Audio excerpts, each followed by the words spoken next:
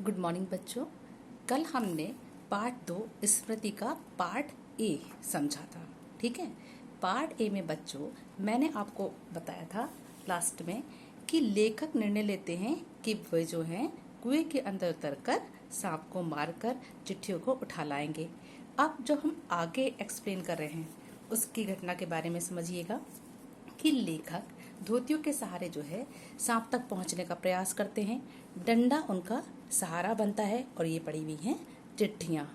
ये जो कार्य था ये बहुत आसान नहीं था, क्योंकि जो कुआं था उसका धरातल बहुत छोटा था, यानी कि नीचे की सतह जो थी बहुत छोटी थी। यहाँ पर लेखक आसानी से उतरकर सांप से बचकर, है ना, चिट्ठियों को नहीं उठा सकते थे। तो इसके लिए उन्होंने बहुत अधिक प्रयास किए। कई बार सांप ने जो है उन पर वार करने का प्रयास किया, फुसकार कर, है ना। इस कार्य में जो है लेखक के हाथ से जो है घबरा कर डंडा छूट जाता है ना। और कई बार जो है लेखक सांप को मारने का प्रयास भी करते हैं, लेकिन वो सफल नहीं हो पाते। फिर लेखक जो है कई प्रयास करने के बाद धीरे धीरे डंडे को अपनी ओर खिसका लेते हैं और चिट्ठियों को उठाने का प्रयास करते हैं। इस प्रयास को करने के कारण जो है सांप भी कई बार उन पर पलटवार करता है। तो इस प्रकार से सांप में और लेखक में एक प्रकार का युद्ध चल रहा था और इस युद्ध में दोनों ही जीतना चाहते थे। फिर क्या होता है कि लेखक किसी तरीके से अपने दिमाग का प्रयोग करके चिट्ठियों को उठाने में अपनी तरफ इस डंडे की सहायता से सरकाने में सफल हो जाते हैं और वो चिट्ठियों को उठा लेते हैं और फिर अपने चिट्ठियों को उठाकर वो जो है कुएं के बाहर निकलने का भरपूर प्रयास करते हैं। ये देखिएगा, कुएं की जो ये गहराई थी 36 फुट गहरी थी। लेखक को इससे बाहर निकलना लेखक के लिए आसान कार्य नहीं था। फिर भी पूरा दमखम लगाकर लेखक जो है बाहर निकलने का प्रयास करते हैं। उनके जो छोटे भाई साहब हैं वो बाहर बैठे हुए हैं, घबराए हुए हैं।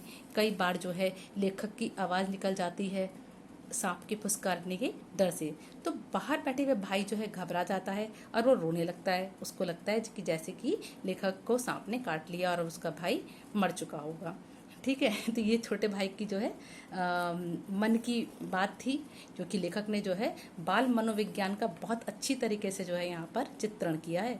फिर लेखक जो है अपने प्रयास में सफल होते हैं, चिट्ठियों को उठा लेते हैं और चिट्ठियों को उठा के जो है बेचारे वो बहुत दमखम लगा के बाहर निकल कर आते हैं और थक कर वो कुएं के बाहर आके जो है निढाल हो जाते हैं। ठीक है, अब जब लेखक ये कार्य कर रहे थे, चिट्ठियों को निकालने का प्रयास कर रहे थे, उसको एक लड़का दूर खड़ा हुआ देख रहा था।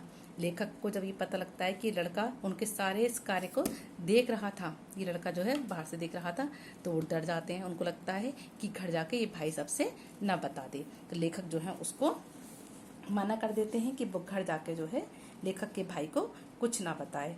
इस प्रकार से लेखक चिट्ठियों को बाहर निकालने में सफल हो जाते हैं और जो है वो अपने इस कार्य को करके अंदर ही अंदर, मतलब मन ही मन में जो है खुश होते हैं। लेखक जब ऊपर चढ़कर आते हैं तो बहुत बुरी तरह हाफ भी जाते हैं। ये देखिए, बहुत ढाल, बहुत बेचारे थके हुए जो है पस्त लेटे हुए हैं लेखक यहाँ पर, लेखक महोदय। ठीक है, फिर इस घटना को बहुत समय बीत जाता है, लेखक बड़े हो जाते हैं। तब वो जो है सन 1915 में लेखक जो है अपनी माताजी को इस घटना के बारे में बताते हैं, जब उन्होंने 10वीं की परीक्षा पास कर ली थी। ठीक है, और लेखक जब इस घटना को बता रहे थे तो वो अपनी माँ की गोद में बैठ गए थे और माँ जो है उनको बहुत प्यार कर रही थी और रो भी रही थी, डर रही थी अंदर ही अंदर कि कहीं लेखक को इस कार्य को करने में जो है किसी प्रकार की कोई हानि ना होती। क्योंकि माँ का हृदय कैसा होता है, माँ का हृदय बहुत ही दयालु होता है। जब वो अपने बच्चे की इस प्रकार की किसी भी बात को सुनती हैं तो अंदर ही अंदर डर जाती हैं। तो इस प्रकार से लेखक की माँ भी अंदर से डर गई थी और जो है माँ का हृदय भर आया था और वो रोने लगी थी। तो इस प्रकार लेखक ने जो है माँ को सब कुछ बता दिया। लेखक को प्यार से माँ ने अपनी गोद में छिपा लिया। तो इस प्रकार आपने देखा कि लेखक ने एक शरारत जो की थी, है ना, तो उसके लिए उन्होंने निर्णय लिया कि बस सांप को मार के चिट्ठियाँ निकाल लेंगे और उन्होंने जो है इस निर्णय में जो है सफलता भी प्राप्त कर ली। लेकिन बच्चों, इस प्रकार की जो घटनाएं होती हैं वो कभी कभी जीवन को संकट में डाल देती हैं। तो हमें इस प्रकार की शरारतों से थोड़ा बचना चाहिए। शरारतें तो सभी करते हैं, लेखक ने भी बहुत सारी शरारतें की हैं और शरारतों के बारे में बताकर हमारा जो है ध्यान आकर्षित किया है, क्योंकि बच्चे तो शरारतें करते ही हैं, है ना। बाल सुलभ शरारतें करने में ही उन्हें मज़ा आता है, आनंद मिलता है। तो इस प्रकार से लेखक ने इस पाठ के माध्यम से अपनी याद को जो है, जो हमें सुनाया है अपने जीवन की घटना को, उसमें इस शरारत का वर्णन किया है। इस पाठ में लेखक ने बाल मनोविज्ञान की अनेक परतों को खोला है। बाल मनोविज्ञान यानी कि बच्चों के मन में किस तरीके के कब कब विचार कैसे कैसे आ जाते हैं, और वो उन विचारों के माध्यम से कब कब कौन सा कार्य ऐसा कर बैठते हैं जो उनके प्राणों को संकट में डाल देता है। तो इस प्रकार से बच्चों ये पाठ जो है समाप्त हो गया।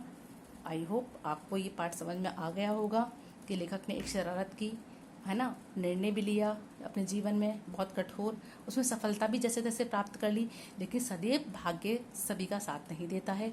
तो हमें जो है शरारतें जब करते हैं हम तो थोड़ा सा ध्यान रखना चाहिए, है ना, और शरारतों से थोड़ा सा बचना भी चाहिए। तो ये हो गया आपका पाठ समाप्त। ठीक, अब आपको बेटा ये समझ में आ गया होगा कि स्मृति पाठ में लेखक ने हमें अपने जीवन की किस प्रकार की घटना के बारे में बताया था। ओके, अब मैं जो हूँ आपको प्रश्न उत्तर सेंड करूँगी, आप जो है उनके उत्तर समझकर बहुत अच्छी तरीके से पढ़कर तब लिखेंगे। ओके।